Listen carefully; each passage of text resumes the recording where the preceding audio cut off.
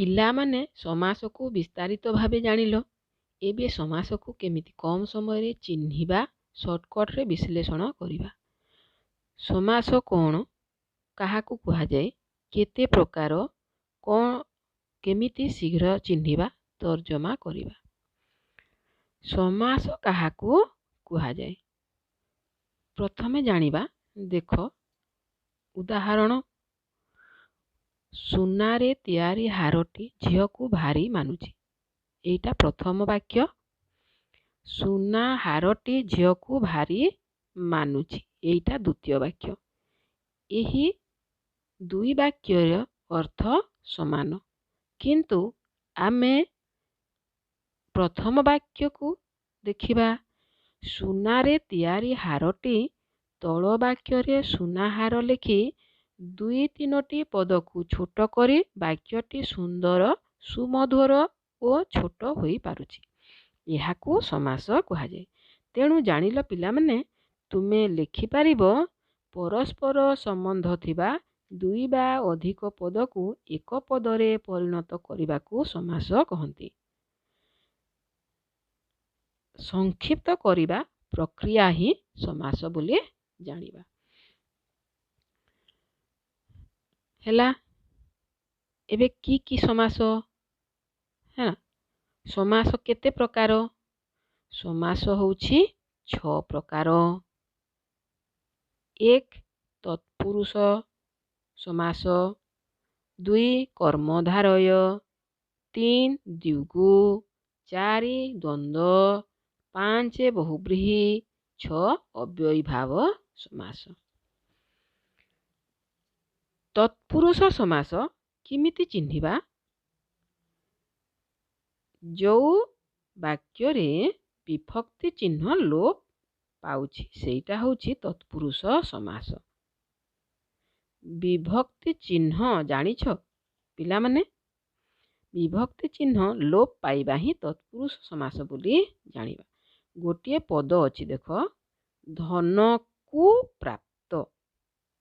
ଧନ ପ୍ରାପ୍ତ, ଏଠି ଯେଉଁ କୁ ଅଛି ଏଇଟା ଲୋପ ପାଇଯାଉଛି। କୁଟା କ'ଣ? କୁ ହେଉଛି ଦ୍ୱିତୀୟା ବିଭକ୍ତିର ଚିହ୍ନ। ସେମିତି ଦ୍ୱିତୀୟା ବିଭକ୍ତି ଠାରୁ ସପ୍ତମୀ ବିଭକ୍ତି ପର୍ଯ୍ୟନ୍ତ ଚିହ୍ନ ରହିଛି। ଯେମିତି ଚିହ୍ନ ଗୁଡ଼ାକ ହେଉଛି କୁଙ୍କୁ, ଦ୍ୱାରା, ନିମିତ୍ତ, ରୁ, ର, ଙ୍କର, ପରି, ରେ। ଏଗୁଡ଼ାକ ପଦମାନଙ୍କରେ ଲୋପ ପାଇଥାଏ, ତାହେଲେ ତତ୍ପୁରୁଷ ସମାସ ବୋଲି ଚିହ୍ନି ପାରିବା। କିନ୍ତୁ ଗୋଟିଏ ପଦରେ ଯଦି ନଥିବ ତାହେଲେ ସେଟା ନଞ୍ଚ ତତ୍ପୁରୁଷ ସମାସ ହୁଏ। ତାପରେ ଆମେ ଜାଣିବା କର୍ମଧାରୟ ସମାସ। ଦେଖ, କର୍ମଧାରୟ ସମାସରେ ମୁଁ ଗୋଟେ କହୁଛି, ଦେଖ, ନୀଳ ଅଟେ କଇଁ। ନୀଳ କଇଁ, ଏଠି ବିଶେଷଣ ପଦ ହେଉଛି ନୀଳ ଆଉ ବିଶେଷ୍ୟ ପଦ ହେଉଛି କଇଁ। ଆଉ ଗୋଟିଏ କହୁଛି, ଦେଖ, ଯେ ରୁଦ୍ର ସେ ସୁନ୍ଦର। ଏଠି ବିଶେଷଣ ପଦ ହେଉଛି ରୁଦ୍ର ଆଉ ସୁନ୍ଦର ବି ବିଶେଷଣ ପଦ। ଆଉ ଗୋଟିଏ ବି କହୁଛି, ଦେଖ, ଯେ ରାଜା ସେ ଋଷି। ଏଠି ରାଜା ବି ବିଶେଷ୍ୟ ପଦ ଆଉ ଋଷି ବି ବିଶେଷ୍ୟ ପଦ। ଆଉ ଗୋଟେ କହୁଛି, ଦେଖ, ଶ୍ରେଷ୍ଠ ଅଟେ ନର। ନର ଶ୍ରେଷ୍ଠ, ନର ବିଶେଷ୍ୟ, ଶ୍ରେଷ୍ଠ ବିଶେଷଣ। ତ ଏଇ ବାକ୍ୟ ଗୁଡ଼ାକୁ ତୁମେ କ'ଣ ଜାଣିଲ? କେଉଁଠି ବିଶେଷଣ ବିଶେଷ୍ୟ ପଦ ଅଛି, ବିଶେଷଣ ବିଶେଷଣ ପଦ ଅଛି ଆଉ ସମାସ ହୋଇଛି। କେଉଁଠି ସବୁ ପଦ ବିଶେଷ୍ୟ ଅଛି, କେଉଁଠି ସବୁ ବିଶେଷଣ ଆଉ ବିଶେଷ୍ୟ ଅଛି। ତେଣୁ ଏଠୁ ଆମେ କ'ଣ ଜାଣିଲେ? ଏଠୁ ଜାଣିଲ ପିଲାମାନେ, କର୍ମଧାରୟ ସମାସରେ ସମସ୍ତ ପଦ ପରପଦର ଅର୍ଥର ପ୍ରାଧାନ୍ୟ ରହେ। ବିଶେଷଣ ଓ ବିଶେଷ୍ୟ ପଦକୁ ନେଇ ଯେଉଁ ସମାସ ହୁଏ ତାହାକୁ କର୍ମଧାରୟ ସମାସ କହନ୍ତି। ଜାଣିପାରିଲ ତୁମେ? ତାପରେ ଦେଖ ଦ୍ୱନ୍ଦ୍ୱ ସମାସ। ଦ୍ୱନ୍ଦ୍ୱ କ'ଣ?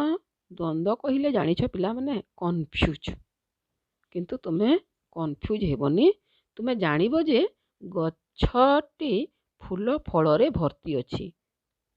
एटा तुम पई उदाहरण। गछटी फूल फल भर्ती अछि। फूल फल यही दुईटी जाक पदर प्राधान्य रही।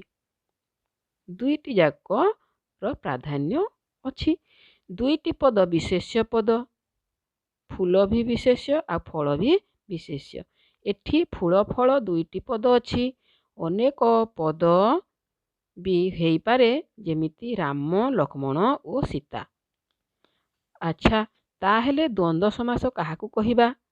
प्रत्येक पदर अर्थर प्राधान्य थाई एकाधिक विशेष्य पदर मिलन रे जेउ समास गठित हुए ताहाकू द्वंद्व समास कुहा जाए। द्वंद्व समास जानि पारिलो कौन को? सबु विशेष्य पद जेते भी विशेष्य पद होइकी गठित होइथाए ताकू द्वंद्व समास कुहा जाए।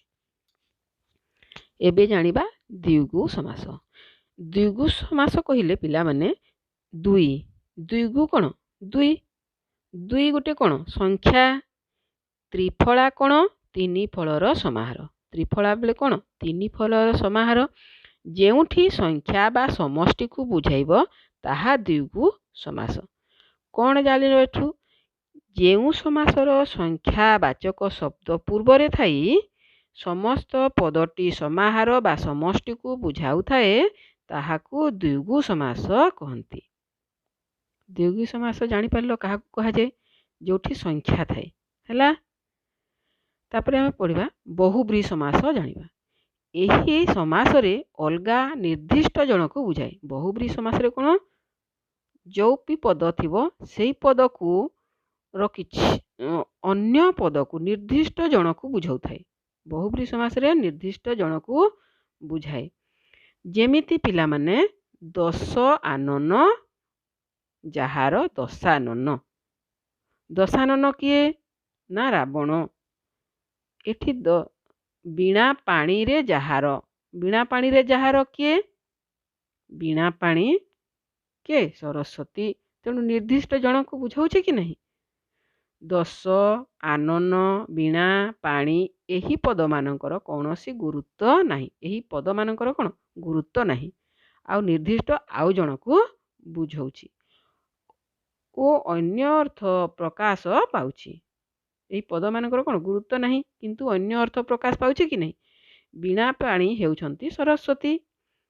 ताहले आमे कौन जानिबा बहुब्रीहि कौन कहा जाए? जेउ समासरे समस्त पद समस्यमान पद मानक मध्यरु काहारी अर्थर न बुझाई अन्य को बुझाए ताहाकू बहुब्रीहि समास कहंती। हैला बुझी पारिलो। तापरे आमे अव्ययी भाव समास जानिबा।